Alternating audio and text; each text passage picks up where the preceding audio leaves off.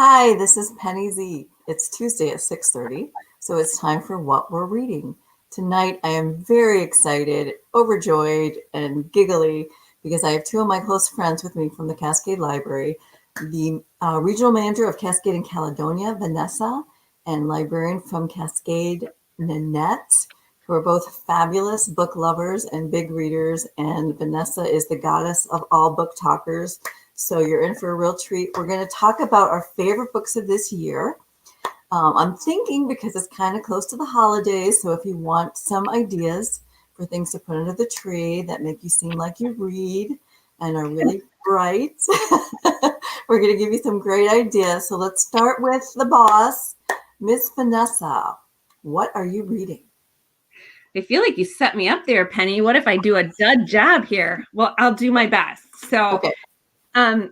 My first book was probably my favorite book of the year, which is The Daughters of Erie-Town by Connie Schultz. And I don't think I'm going to be very good at this here. You're good. Back up just a little bit. Okay, great. Oh, sorry. Okay, sorry.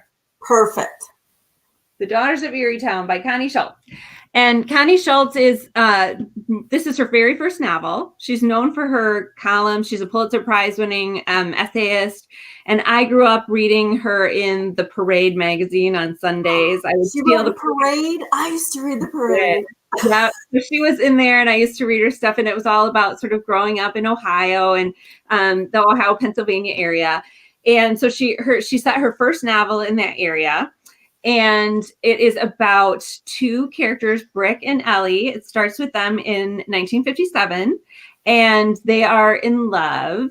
And Ellie is like got everything going for her. She's the smartest girl in the class. She wants to go and be a nurse. And Brick is like the big jock in town. He's a really great basketball player, and he is also really bright. And they think that he's maybe the first basketball player who will get a scholarship and go to college, which would be a first in both their families in terms of education.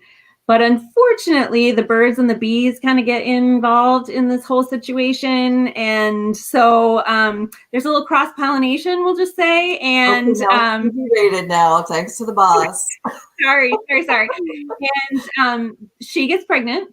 And in 1957, when you got pregnant, you got married. And so they get married and they move away to a neighboring town.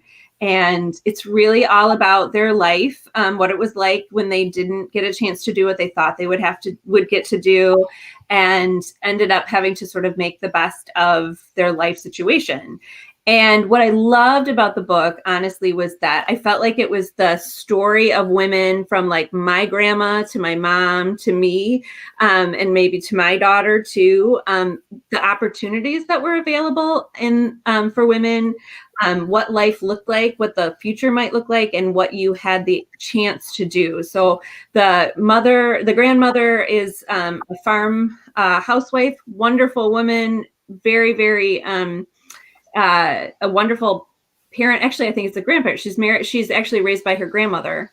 His mother is a woman who is salt of the earth, wonderful, but in an abusive relationship and doesn't really have an option to get out of the relationship. And then by the end of the book, you're looking at children who have opportunities to be for advanced degrees and for professional opportunities. And I just felt like it was this great story about a family and about a time period and what it was like for women's opportunities to change over time. It reminded me a little bit of the book Ask Again, Yes. Did anybody read that this year? Yeah, Nanette did. One of my favorites. Excellent. Yeah. On my to-read list because of Nanette. So, Vanessa, would you say this book was kind of like a positive in a, pandemic world of grim and gray? I don't go that far. I thought it's a good story. It's a really good story. And I think for people who live in the Midwest and grew up in the Midwest, it will feel very familiar. Like the scenery and the culture will feel very familiar. But I just thought it was also, I really liked the characters, but the characters make complicated decisions just like all of us do, right? So I thought that, yes, they're real characters. So it was good. I liked it a lot. So The Daughters of Erie-Town by Connie Schultz. Nice. We should zip back and forth. Nanette, you want to do one next? Sure. So I guess that might title might dovetail best with the nonfiction title that I selected as one of my best reads for this year, and that is The Five by Hallie Rubenhold. I will hold up a copy, but it's got the invisibility cloak on top, so you can't see the cover. Okay. So say it again. So it's The Five. It's called The Five, and the subtitle is The Untold Lives of the Women Killed by Jack the Ripper. Ooh. So I read many of my books that I read when I'm walking, and I was walking in pitch black with my dog in the early morning listening to this book about Jack the Ripper, and it's taking place in 1888, and the night before I know someone's going to get killed, and I'm walking through a forest, and it was very scary. But Did the subtitle not warn you just a little bit of? Well, here's the thing, Penny. If most of the people who have heard about the stories of Jack the Ripper, they have one thing to say when they're like, oh, well, he's the one that killed all the hookers. Yeah. Prostitutes. Thank you, Penny. Hallie of the night. Yeah. Ladies of the night. Yes. So Hallie Rubenhold, who just did phenomenal research on this book, basically debunks the idea, not entirely, because a couple of them actually at one point or other, they might have had some they might have done a little bit of that, but it was much more about, it was entirely about the lives of each of the five victims from the beginning of when their parents met. So it talks about when their parents met and their parents' lives and sort of the time periods that and influences of the day on them, and then their early life, their family life, their siblings, and then when they get married, and then when they have children, and then what happens after. And so it was totally fine for me to be walking in a dark forest when I was listening to the time when they were going to die, because they do not glorify Jack the Ripper. They did not talk about the blood and guts of the actual slayings themselves. It was all about kind of basically redeeming the lives of these women and putting faces to the names, because nobody really even knows. Yeah. But that's isn't that still going on today? You hear? I mean, yeah. People lose their identity when they can be labeled that way. That's true. I know. I'm surprised she could find that much detail. That's interesting to me. Well, that was one of the things I really liked about the book, is because she talks of, there's so many, I think good nonfiction kind of spirals off into a lot of different directions. So like in this book, it talks so much about Victorian culture. Like in the first victim actually lived in one of the first public housing establishments that was purchased by like a wealthy American and donated to England. And and there were rules for how they had to, the families had to be married. They couldn't have more than X number of kids. Okay. And so even in the very beginning with public housing, there were rules established. And I didn't know anything about that. So there's these just little fascinating facts interwoven into this whole thing, so that when you finish the whole book, you just find out that you're much more informed about different just different little things that historical things, historical things, and so it was much more an indictment of Victorian society and the misogynistic nature of the rules that women were subjected to. And so that was really the takeaway, but it was really good. It was very interesting and engaging and informative. And I mean, there were footnotes. The bibliography was like 30 pages long. Wow. She did have to research a lot to find out. Yeah. And I've listened to some interviews with her where Hallie Rubenhold like shows you different parts of London where like Polly lived and where Elizabeth grew up. And yeah, it was really interesting. And I don't want to spoil the book, but I just like, I never knew that like sex trafficking, which we talk about a lot, and which is very kind of a hot button topic right now.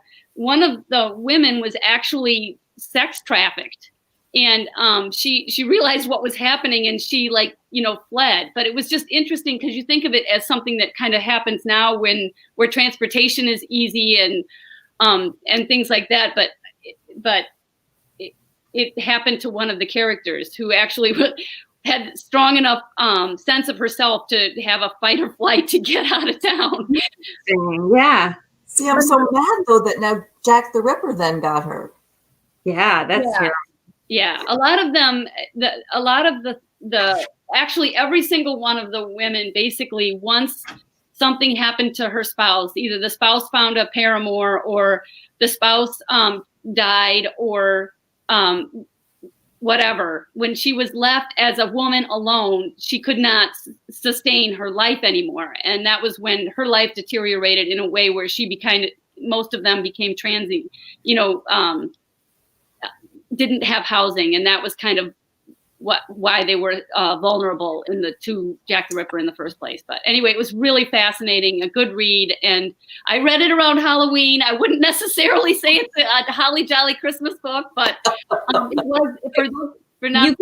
You could even it out and like do it with a box set of the TV show Victoria right there. There you go. There you go.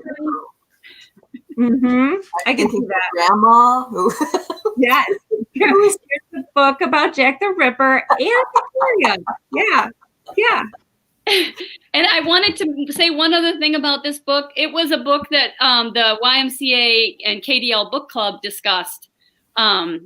So that was kind of fun to be able to use it with the book club. And we chose it because it was available on Hoopla. And so that makes it available all the time to anybody who's a KDL.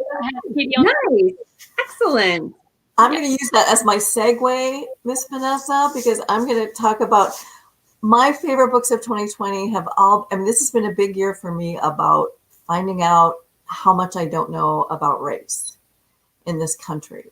I actually, not an indictment, but I grew up and went to school in Florida. So I'm finding out that some of what I learned in school is not actually true, which is very hard for you to come to grips with, because I mean, I was a little goody two-shoes student, you know, that teachers loved. And if they said it was memory, right? Yeah. So I want to stop for a minute and say, Monica Haynes Smith says, "Hey, Vanessa Pettigrew Wallstraw." Oh, hi, Monica. Yay. Okay. We stopped to say hi. So if you're watching, go ahead and comment.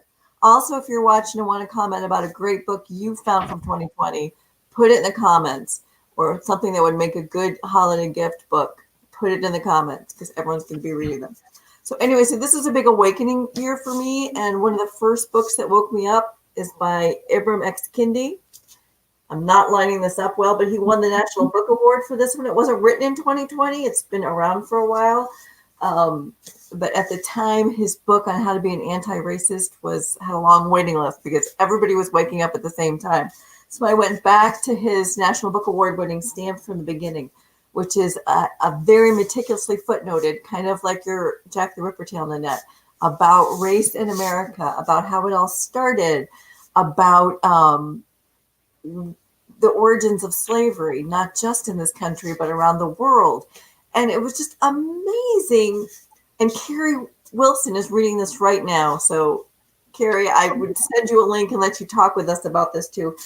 It is fabulous. And this one is available on Hoopla to listen to, which is why I was segueing from Nanette. Hey, Penny, I read the junior form of that, which was also very, very good, called Stamped. And who the co-author was on that, Nanette? Jason Reynolds. Oh, heartthrob.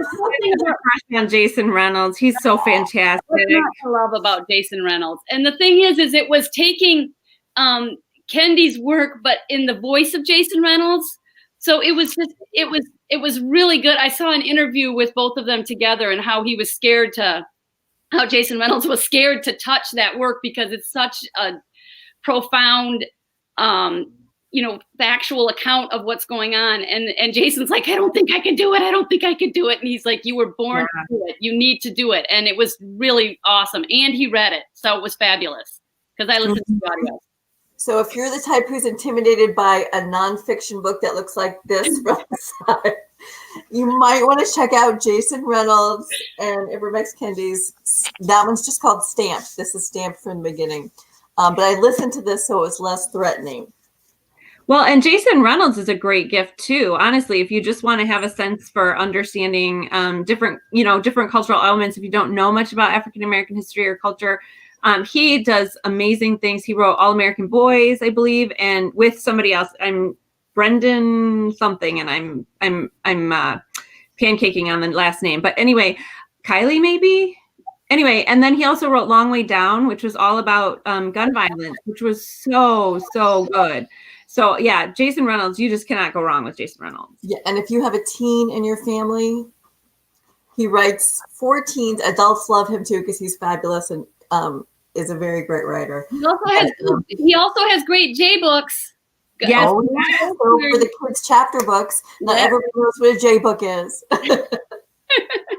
Jason Reynolds, the story is, if you're watching Jason Reynolds, we want you to come on and talk to us. So I know it's a show, but Nanette and I are coming along too if she has you on. I would love to have him on the show. What are you reading, Jason Reynolds? And Carrie Wilson, our fabulous Director of Operations, is saying that she saw Jason Reynolds speak live, and he was absolutely incredible, authentic, humble, and so talented. And now you're taunting us, Carrie.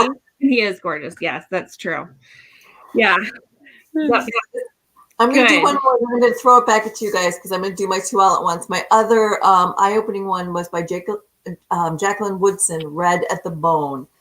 Now, I've read others by her, but this is my absolute favorite, and this is my absolute favorite this year.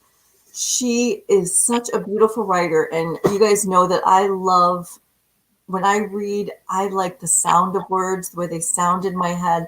I like an author who can craft a sentence that I want to write down and put on a sampler or something. Oh, yeah. This is a sentence, and she does this. Her words are so lyrical, you want to read the entire book out loud to yourself. It is amazing. But I don't like to listen to these in audios because I like the sentence to be in my head. Does that make sense? I'm one of those weird readers. And this is what she was. This is about a multi-generational family, a Black family who have always been struggling to be middle class. Mm-hmm. They've always gone to college. They've always had their girls have done debutante balls and come out. And there's the trappings of the upper middle class society in a Black family. And what you find out is how many times they have had everything they've worked for, everything they've strived for, just ripped from them by the government, by other people in society. This was how I learned about the massacre at Tulsa, because the character's relatives in this, that's the first time they had their fortune and their lives just, and I had no idea this even happened. I was reading this book and the grandmother was talking about it, and I'm like, what was that? And talking about how an airplane, a government airplane, actually dropped a bomb on the sea. And Vanessa's shocked. I have that couldn't have happened. I would have heard that. This was in 1921. Did they even have planes in 1921? How did that happen? So I had to look it up, and yes, it happened. We dropped a bomb on our own American soil because we did not want this community to prosper. And I love our country, and our country is fabulous. And this still happened too. Yeah. I don't want to get political, and I want to be political, but this is about people, and Jacqueline Woodson makes you learn about people and things that really happened in their lives or in their past and in their family history. And as she says, if you dig deep enough, it's red at the bone.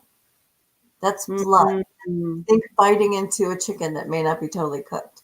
It's red at the bone. It's always there. And that's part of the intergenerational story of these families, is that down at the bone, there's red. Mm-hmm. And it just really it's giving me chills just talking about it. So it's beautifully written. You'll learn something new, and the relationships. I mean, there's a young woman who's going off to college and doesn't know if she wants to leave all that behind and become something completely different and leave that past. And she actually gets pregnant by a young man who's from the other side of town in the Black community. His mother is an addict. And she gets pregnant before she's married. And their family, who's so proud of their history and their heritage, and they're going to college and the debutante balls, now has a daughter who's more stereotypical, who's pregnant at 16. Mm-hmm. And it's how they cope with that, and what kind of reverberation that has within the family, and what happens there, and how those two families now, how they come together. So I can't recommend it enough. It's my favorite of the year. I think it was actually written last year, but I read it this year. Jacqueline Woodson's Red at the Bone. And Jacqueline Woodson writes for all ages, basically. My favorite of hers was Brown Girl Dreaming, which I listened to and was amazing. That's a J nonfiction biography about her childhood. And then she also writes great picture books too. So if you're looking for something for any age, Jacqueline Woodson is kind of your author. I really, really love her. But she is, again, if you love words, she is just so beautiful. And Penny is way better at that than I am, but I still loved it. So it's for everybody. Yay, good. Okay, so it's your turn. So give us another one, Vanessa. My turn. Okay, so I have this one I read. This came out in October, let's see, I think of last year, but I read it this year. It's called Tuesday Mooney Talks to Ghosts by Kate Reculia.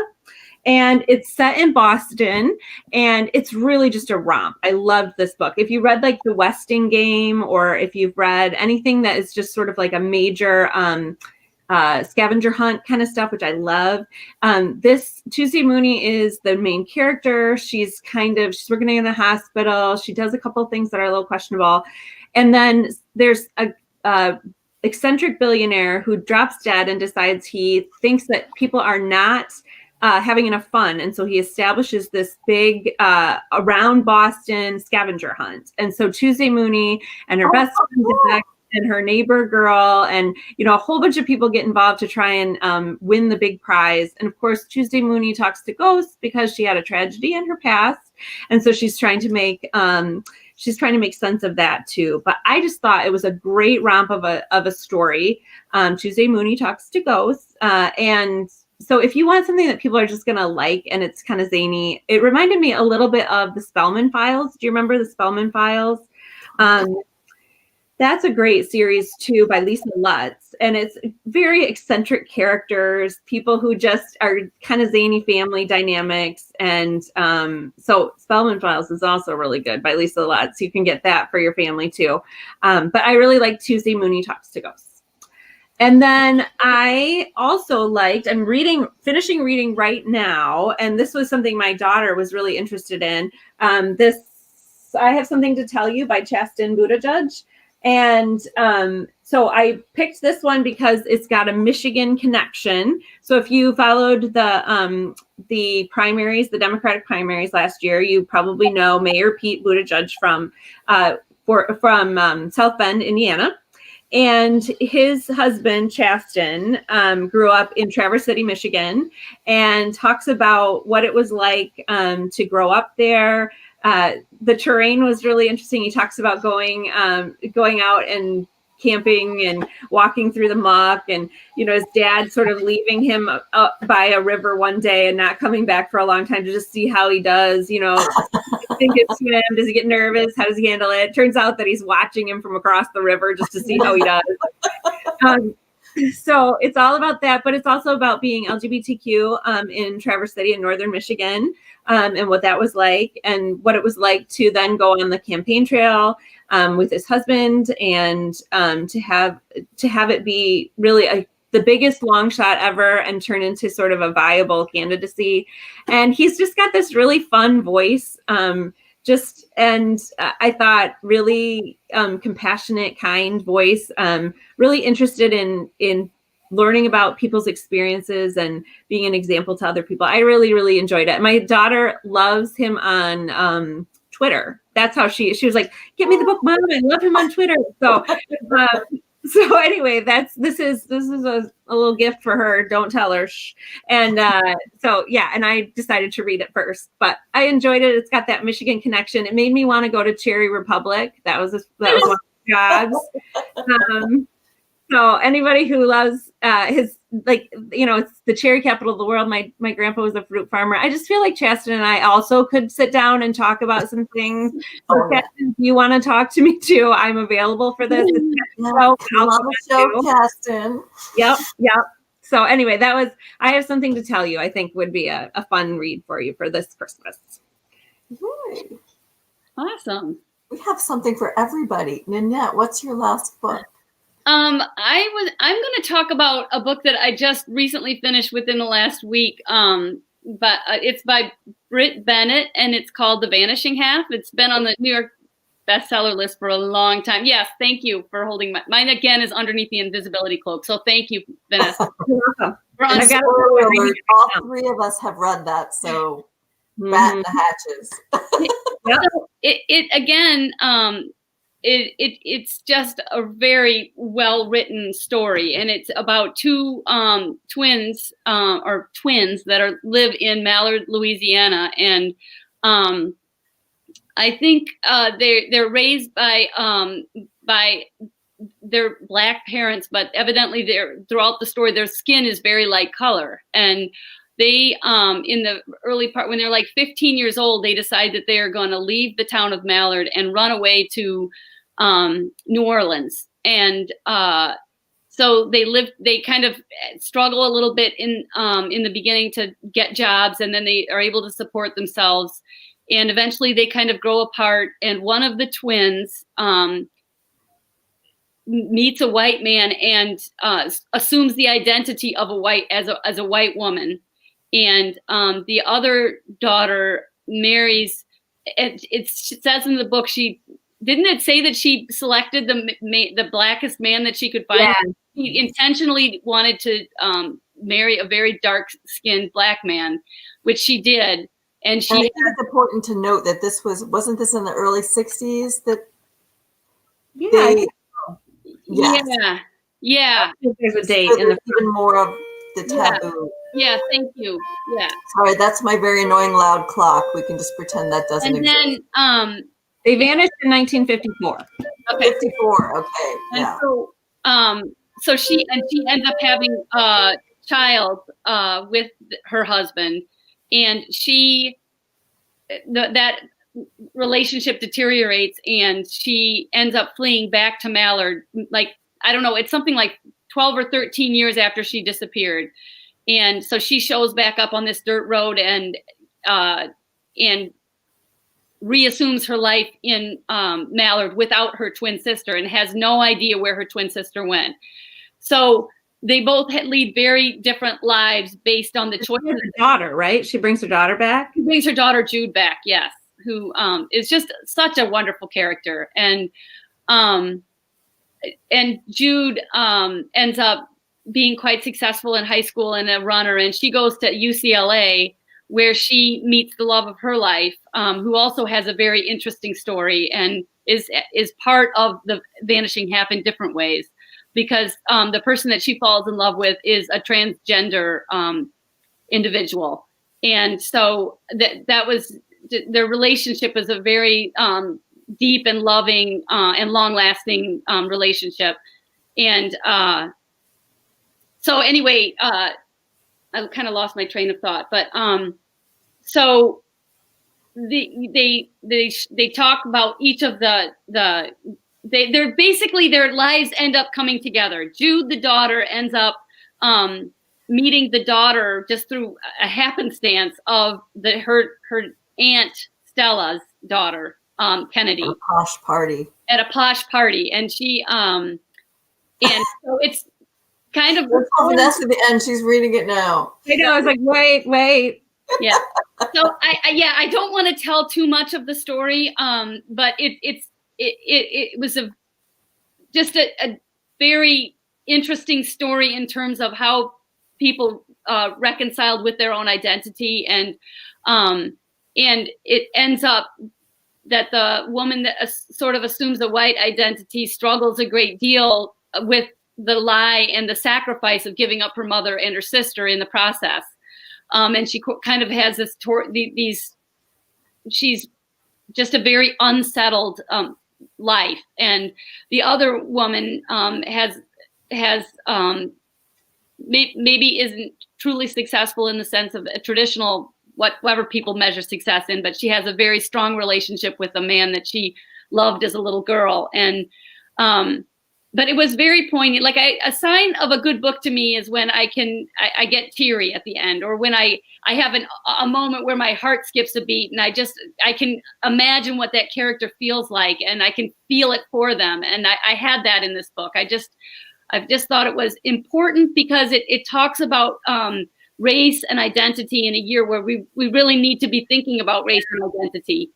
And I just would highly recommend it. Again, it's a little bit of a heavier book. It might be considered more literary, but it had broad appeal in the sense of the story itself was very good.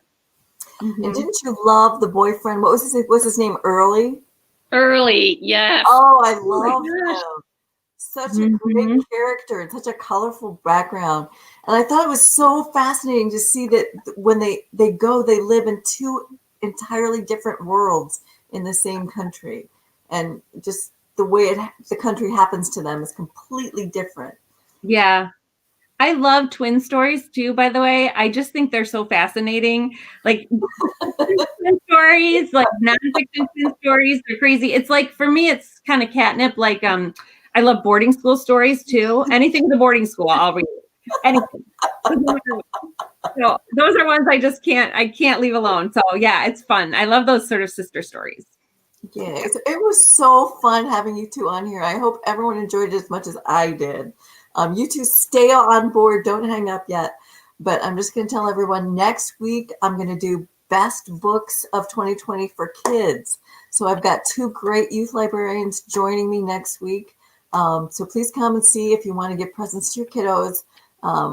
We're talking picture books, board books, and some more teen books. So Penny, there's also a book list online about best books of 2020 to give as gifts. And I crafted this list, and I tried to keep everything on the uplift. Oh, nice. Stories, everything from board books to nonfiction. So give that a look too. We need a little happiness. Yes, we do. Mm-hmm. Well, you guys made me happy tonight just chatting books with you. Thank you. And to see your smile. Yay. So everybody come join us. Thanks so much. We'll see you next week. Thank you.